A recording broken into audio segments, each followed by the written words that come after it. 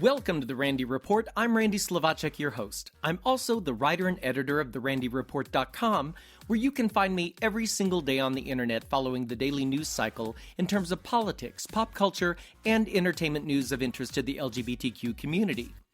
This episode is a tale of two theatrical adventures, as two longtime out actors have separate but thrilling adventures with New York theater on the same weekend. I followed both on social media as they shared the euphoria and elation of their personal milestones, and at a time when there feels like there's so much doom, gloom, and grousing on Facebook, I was really impacted watching these stories play out in front of me in real time. I share both on this episode of The Randy Report.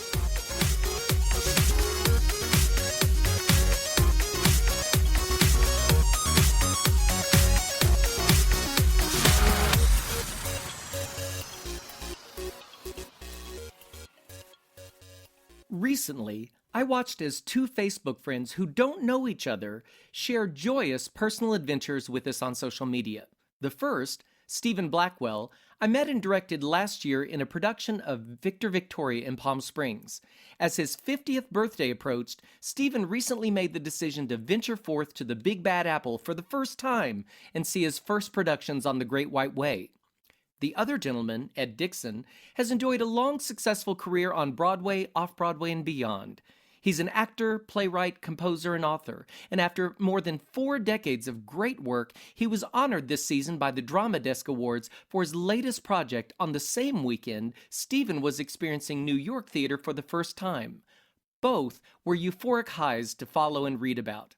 With so much frustration and anger spilling across social media, I found it refreshing to read such upbeat exuberance from both, especially at the same time. First, let's chat with Stephen Blackwell, the award-winning actor living in Palm Springs who, as I mentioned, recently made his first voyage to New York City and the Broadway.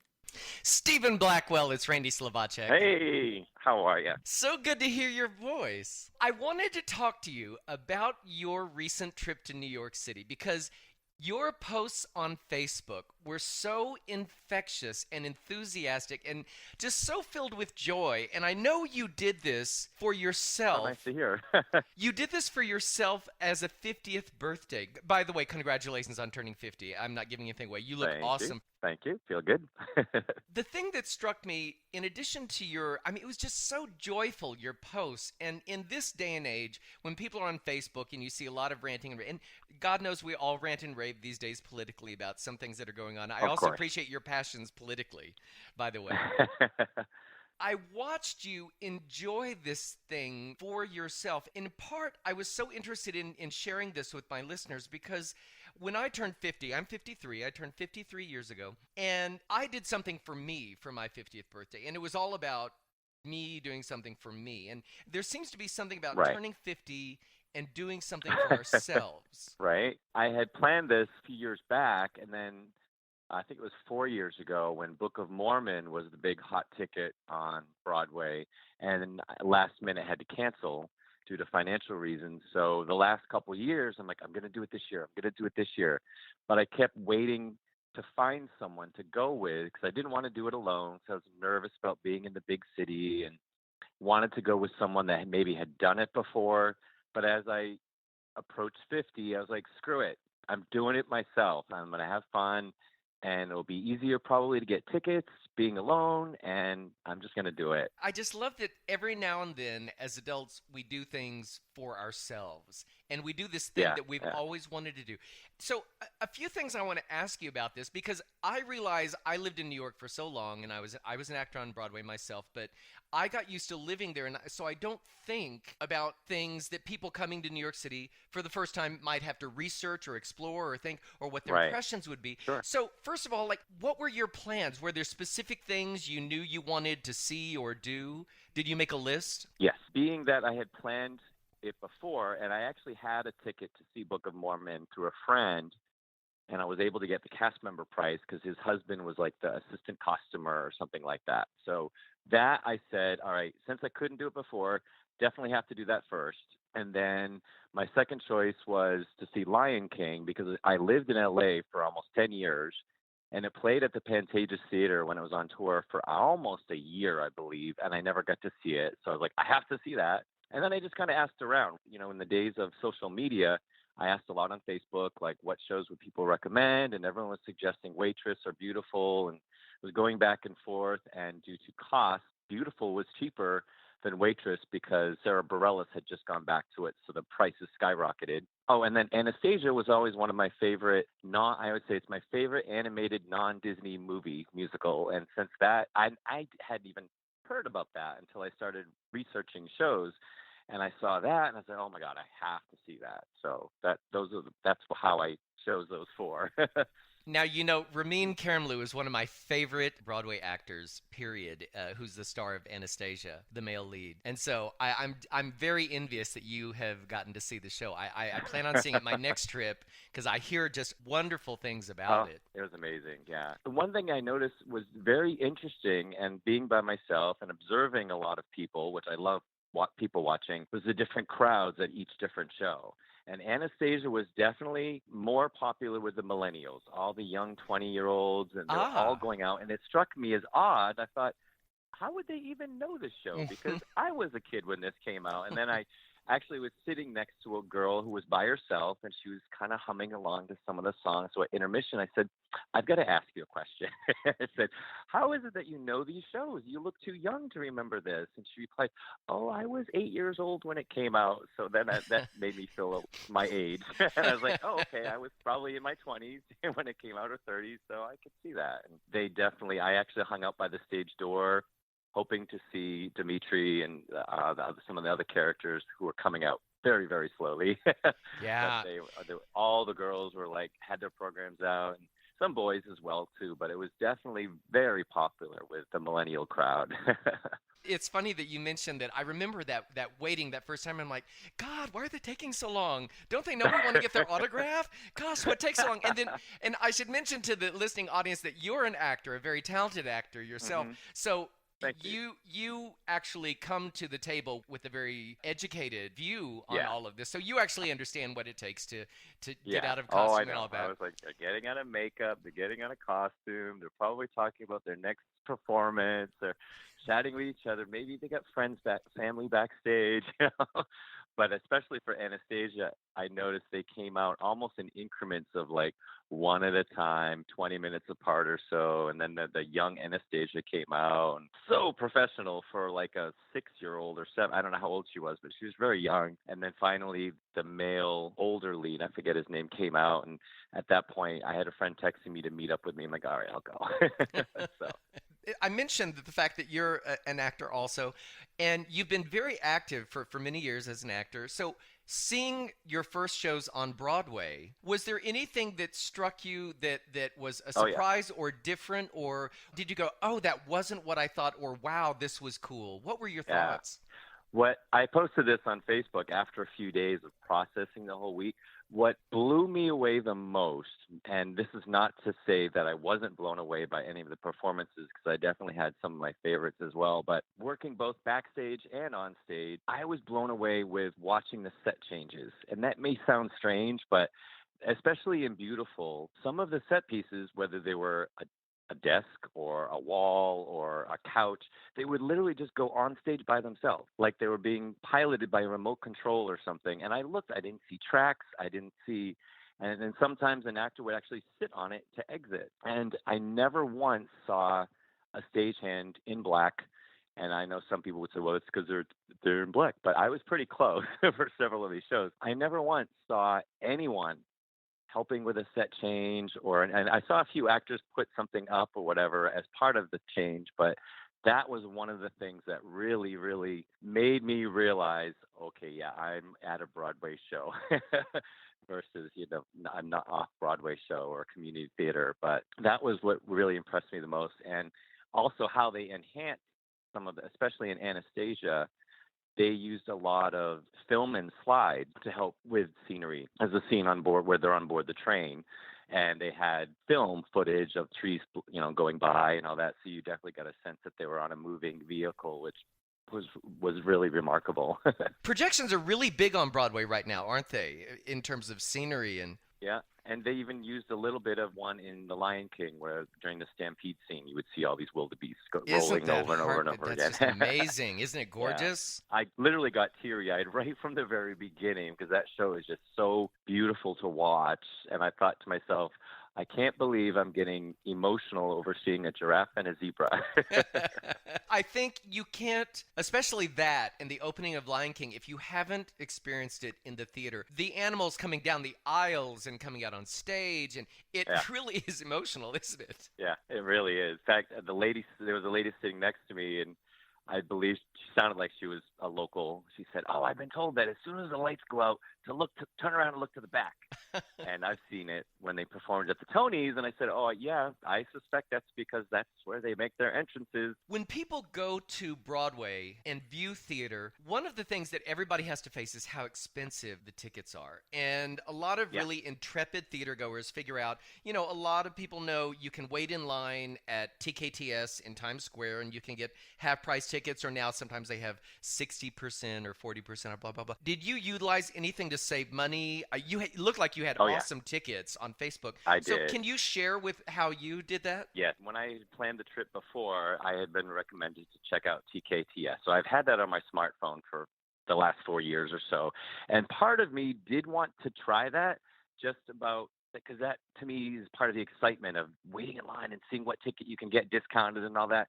But I am so grateful to God that I did not do that because someone on Facebook recommended Today's Tix, which is another app, which it's remarkable. So this is going to sound like a plug for them, but it's not meant to be. You basically can go on this app on your smartphone and you can actually make a list of what shows you want to see, and then you can get notifications as to when they're on sale and everything, and they're discounted. But and it's designed to be like if you're going next week or tomorrow or something like that, and they get you the cheaper tickets. Because what happens is Today's Tix representative basically runs down to the box office of all the theaters and buys the tickets based on your request, and then when you're there, you're instructed to wait outside.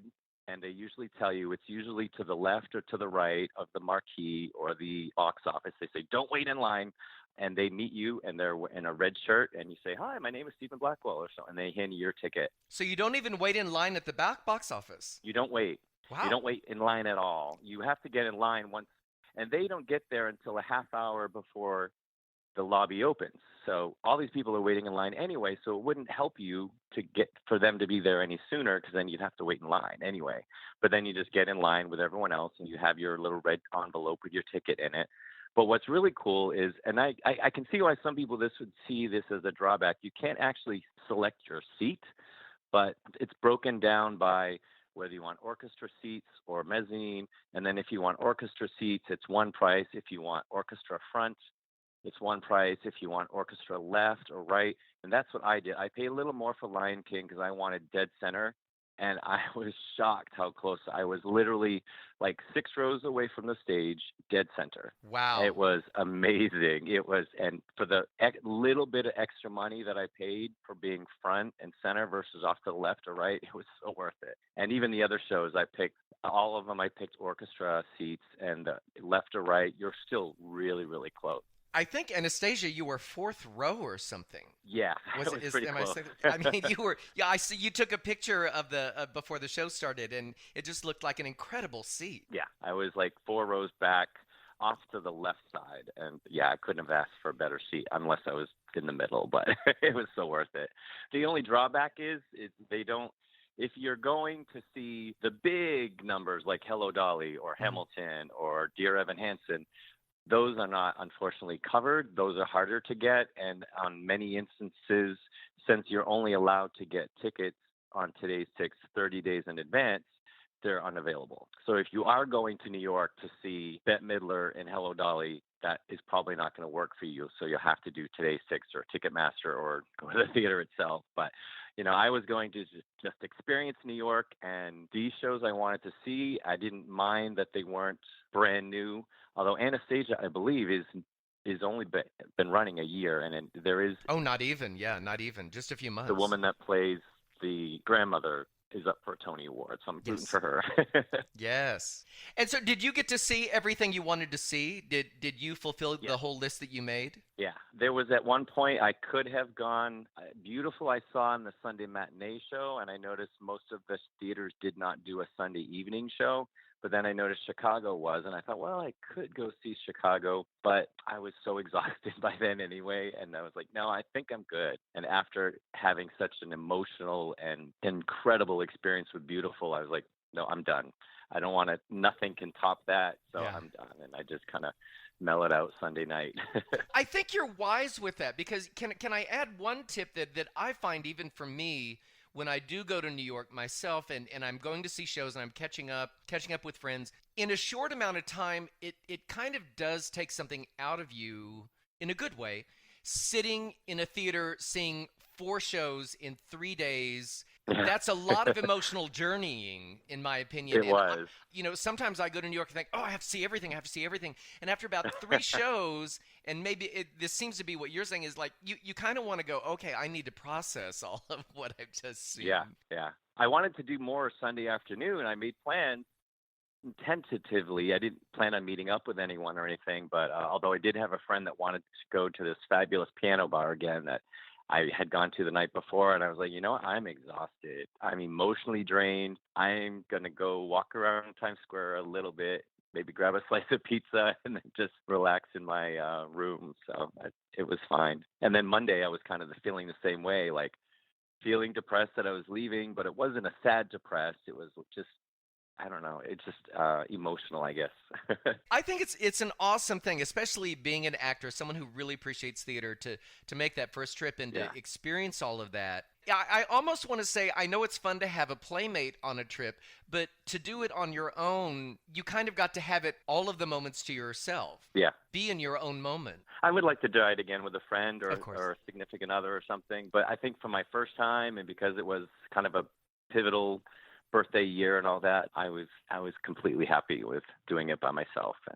And I get to, and like I said, I got to talk to people and things like that there as well. You did post on Facebook that after one of the shows, you found a piano bar, and there was the whole thing that for you, you just loved that because you were like completely in the theater world again, and it was really wonderful. What was the name of the bar? Where did you find? Mary's Crisis in the West Village, or Marie's Crisis in the West Village. I had actually been messaged by a fellow Facebook friend that I didn't know personally. He had received it's called a DTL Award, a Desert Theater League for your listeners, award for Best Actor in a Musical the same year I won Best Actor in a Drama. And he's like, I want to meet you, and we can meet up. And he was living out there now. And so he took me to a couple places. We walked in the Stonewall Inn bar. It was too loud and noisy for me, and another bar, which I forget the name. But then we found that one, and I was like, oh, okay, we're done. We're staying here. And you walk in, it looks just like a normal bar, but then you hear all this singing, and you go down that flight of stairs. What looks like a basement, and it's one piano player and so many people all singing show tunes. They all know the words. I mean, it was a mixed bag of young, old, gay, straight, male, female, everything. You name it, and it was there. And as the evening wore on, I did manage to get closer and closer and closer to the piano, to a point where I was sitting right at the piano. You found your tribe. I did, and I ended up staying there till the end, and not even realizing it was 3:45 in the morning. I'm like, we need to go. So last question. I won't keep you much longer, but one last question. So having done this trip and you felt that you really achieved everything you wanted out of this, from what I can tell on Facebook, any advice you would give someone who's planning their first trip to New York? Is there anything you learned, I wouldn't do this again, or I would do that again, or definitely do this? Is there anything? Yeah, the only thing I wish I had done, I mean, I didn't really plan on this until talking to a client of mine at the gym who had done it with his husband a year ago. I went to the observatory tower of the new Freedom Tower and bought a ticket for that, which was very impressive. I mean, the views are incredible and all that. But then I went out to the took the ferry from Battery Park to the Statue of Liberty and everything. I researched that a little bit to see if the Torch was open anymore, and apparently that hasn't been open in a long time. And the Crown also has apparently not been open for a long time, which I thought when I researched it, it did say it was available. But you can get tickets for the pedestal, they call it, but they're only done online, which I didn't know. So when I got to Battery Park to buy tickets, they said, oh, no, there aren't any tickets available for that. It's done on a first-come, first-served basis and online. So I got tickets to just walk around the grounds, which was nice. But I mean, it wasn't, I'm sure it would have been far more spectacular if I had been able to walk up to the pedestal and look out and see the views and everything. But that would be one thing I would have done. So Statue of Liberty, if you want the Statue of Liberty, look online and book early. It's first come. I did not know that. That's good to know. Because it's a cool New York thing to do the Statue of Liberty. It really is. I only did it once. I waited for my brother. I think I was doing Hello Dolly on Broadway, and my brother came to see the show. Oh, wow. And I had never, I was in the last revival, not the one with Bette Midler, 20 years ago with Carol. And my brother came, and I'd never been, in all the years I lived in New York, I'd never been to the Statue of Liberty. And since it was in the 90s, it was before 9/11, we were able to go up. However, I will tell you, well, you're in super shape. You would have no problem with the climb. It is a bit of a climb, but I did get to go up. Seeing the Statue of Liberty is something that every American should get to do. But if you want it, Steven says, look online and check, because the tickets will be gone. But other than that, I mean, I was very happy. Like I said earlier, I was tempted to just try my luck and see what tickets I could get, but I'm so glad I didn't. And I'm seeing Hamilton in LA in September, so I didn't feel pressure to rush to try to get rush seats or hang out by the theater. Kill yourself like and all that thing. We're all hearing about how tough it is. And I even tried, there's an app for it called Spam or something, and you can try to enter the lottery and all that, and I just gave up on it. And I'm like, I'll see it. Once I got my ticket to see it in LA, I'm like, I'm good. But Beautiful was my favorite, and I would highly, highly recommend that if anyone gets to New York or if it goes on tour again. And I didn't know, because in the program that I bought, because I buy a program and a window card for every show I see, the lead was played by, I believe it was Debbie Mueller, and then in the program it said it was Abby Mueller. And I'm like, is that the same name? And it turns out they're sisters. So the original Broadway show, Tony Award winner, was their younger sister. Tony Award winner was a younger sister, and now Abby Mueller, her older sister, did it on tour, and now she's back on Broadway doing it. And oh my God, I think I posted, if you've ever been in love or been heartbroken, and I said, who hasn't? And the music, I love all that music of the 50s and 60s. And I never realized how many songs Carole King wrote for so many other people. Yeah. These are songs I grew up listening to on the radio as a kid, and I was like, wow. So it was an amazing show, and it left me feeling very raw and emotional, which is why I think it took me so long, in a good way, to process. So. And it was exciting being there in June, not only because it was my birthday, but all the nominations had come out. The playbills all had the list of all the nominees in there. And being that it's Pride Month across the country, even though the White House currently won't honor it, all the playbills have the little rainbow flag across the top, which I posted a picture of on my cover page. But so it was that you could just feel, especially as being an actor, you could feel the buzz in the air, like it was electricity about the Tonys coming up and everything. So, and one other thing I also put out there, I didn't know whether to stay in a hotel. And what did you do? Everyone, I posted this on Facebook, and everyone recommended Airbnb. And I ended up getting an apartment. I ended up saving $300 versus what I would have paid in a hotel. And the apartment was on 41st Street, right between 9th and 10th. So I was literally right smack in the middle, one block from 42nd Street. And everyone there was super nice. I was right in the middle of everything. So Airbnb worked out for you. Yes. Loved it. I'd highly recommend that as well if you're going, and just because I typed in New York City and Broadway, and that was like the second one that came up on the app. So I was like, okay, I'm not going to plan on being there that much anyway, but it's all about location. So. Oh my gosh, Steven, thank you so much for sharing. Like I said, my pleasure. Your enthusiasm and your joy was so apparent. It was like a roller coaster ride. It was so fun to watch, and I really wanted to talk to you. And I knew my listeners Yeah. would want to hear this because a lot of people do theater locally and they become very Mhm. educated. They understand a lot about this, but they might be afraid of going to New York and actually spending the money and Right. doing this thing.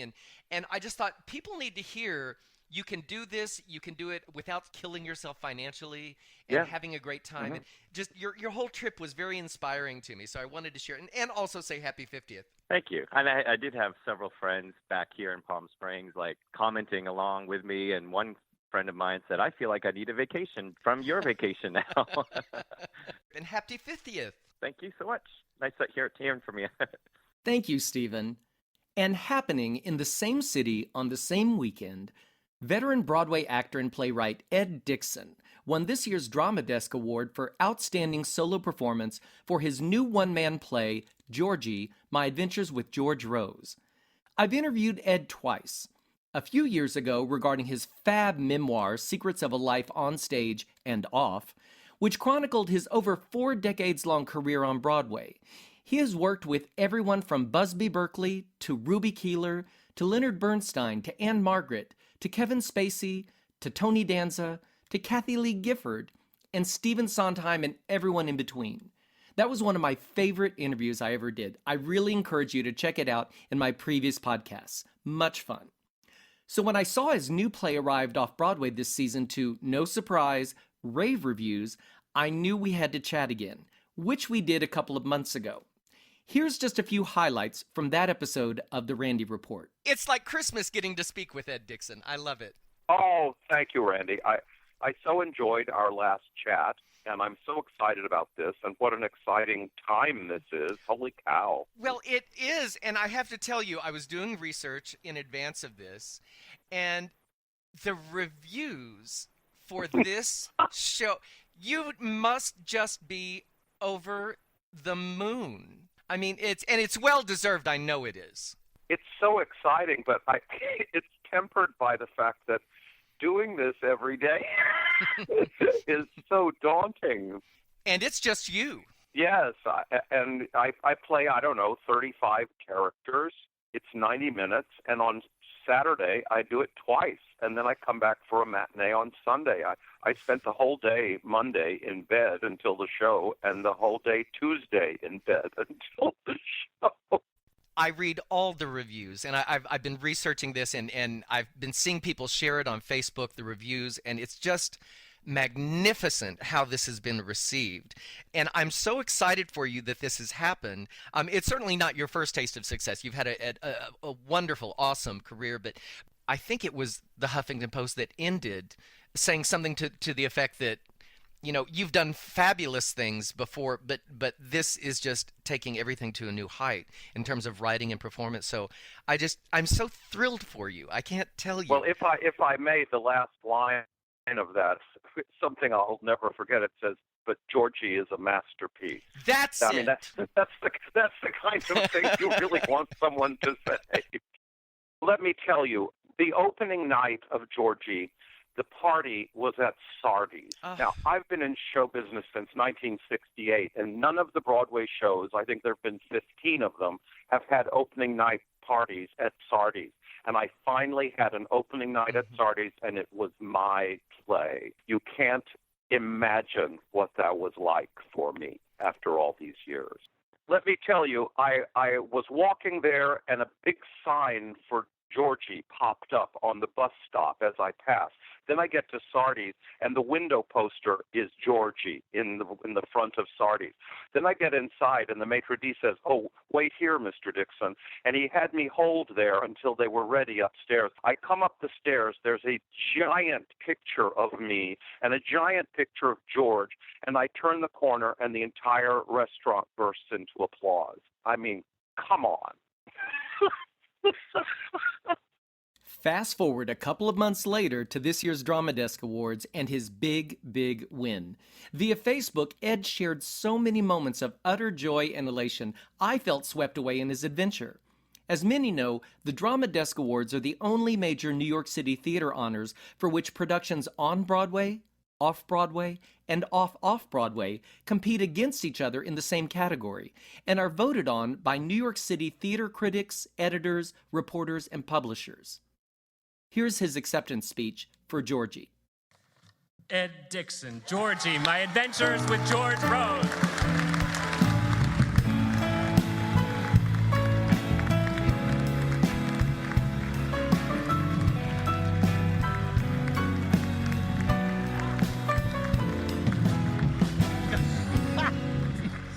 3 years ago, Richie Ridge said to me, Ed, you have to do a one-man show about George Rose.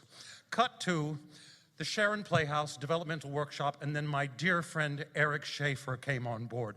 A full production at the Signature Theater in Washington, D.C., with Eric directing and designing, and he brought on my darling friend Chris Lee to do the lights. And then Perry Street Theatricals came on board, Martin Platt and David Elliott. Yes, and they broke down every door and every barricade until we brought it into New York. And standing by my side every step of the way, my darling Mary Cosette, who wrote the first check and the middle check and the last check. And to be nominated with my darling Nancy Anderson. The last time she was here was for Fanny Hill, which I wrote. And the last time I was here was for Shylock, which I wrote. And that was 30 years ago tonight. Thank you, Drama Desk. Thank you, thank you, thank you.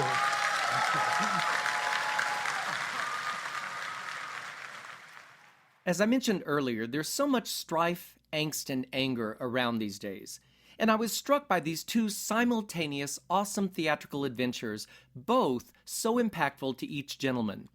It was fun to see such upbeat, uplifting experiences being shared. For a couple of days, these two stories dominated my Facebook feed, and it was terrific to feel such elation for both. I hope you enjoyed. That brings me to the end of this episode of The Randy Report. If you enjoyed the podcast, please make sure you click the subscribe button on my page on iTunes, and then every time I upload a new episode, it'll be sent straight to you automatically. And remember, you can find me every single day on the internet at therandyreport.com, where I report on the daily news cycle regarding politics, pop culture, and entertainment news of interest to the LGBTQ community. Thanks for listening, everyone. See you next time.